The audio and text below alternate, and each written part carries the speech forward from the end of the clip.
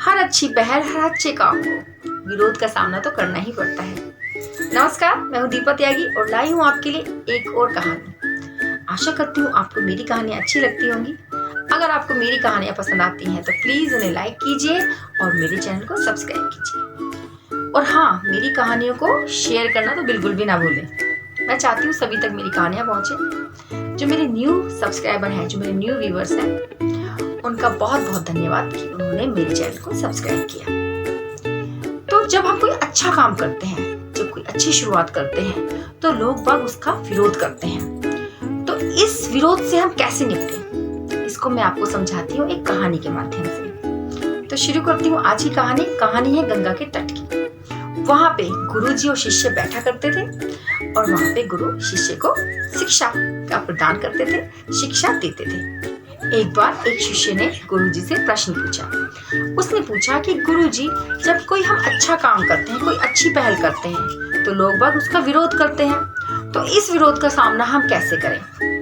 तो इस पर गुरुजी ने कहा कि इसका उत्तर मैं तुम्हें कल दूंगा।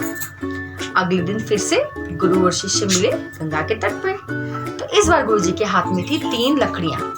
गुरुजी ने शिष्य को देते हुए कहा कि देखो, ये तीनों लकड़ियां एक ही साइज की है, एक ही समान है, एक ही तरह की लकड़ी से ये बनी हुई है, इसमें कोई अंतर नहीं है।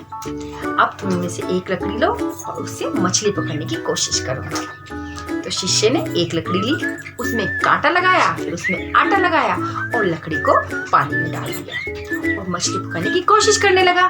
और ये क्या, झट से एक बड़ी सी मछली उस कांटे में फंस भी गई। ऐसे ही लकड़ी में मछली फंसी तो गुरुजी ने कहा, तेज ताकत लगाओ, जोर से ताकत लगाओ और मछली को बाहर निकालो, देखो मछली जाने ना पाए। शिष्य ने भी ऐसे ही किया, खूब तेज ताकत लगाई और ताकत लगाने से लकड़ी बीच में से टूट गई और मछली चली गई।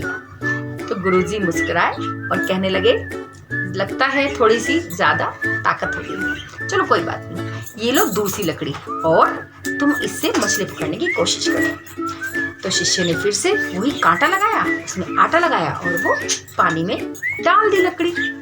अब क्या हुआ, फिर से मछली इसमें फंस गई, बड़ी सी मछली। तो गुरुजी ने कहा, इस बार थोड़ा आराम से, थोड़ा धीरे से खींचो। शिष्य ने भी वैसे ही किया, धीरे धीरे लकड़ी को खींचने लगा।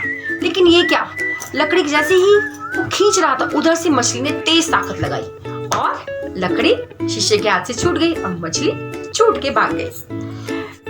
गुरुजी ने कहा, कोई बात नहीं, अभी हमारे पास एक लकड़ी और बची है, ये लो और इससे मछली पकड़ने की कोशिश करो। शिष्य ने फिर से कांटा लगा के मछली पकड़ने की कोशिश की और मछली आ भी गई, कांटे में फंस भी गई। तो इस बार गुरुजी ने कहा, रुको, ना ज्यादा बल लगाओ ना कम बल लगाओ, केवल उतना ही बल लगाओ जितना बल सामने से मछली लगा रही है और धीरे धीरे से निकालने की कोशिश करो। शिष्य ने भी ऐसे ही किया, धीरे धीरे से मछली को निकालने की कोशिश की और वो निकाल भी पाया, मछली फाइनली बाहर आ गई। गुरुजी ने शिष्य को समझाया, बोले, कुछ समझे, ये समाज भी इन मछलियों की तरह है।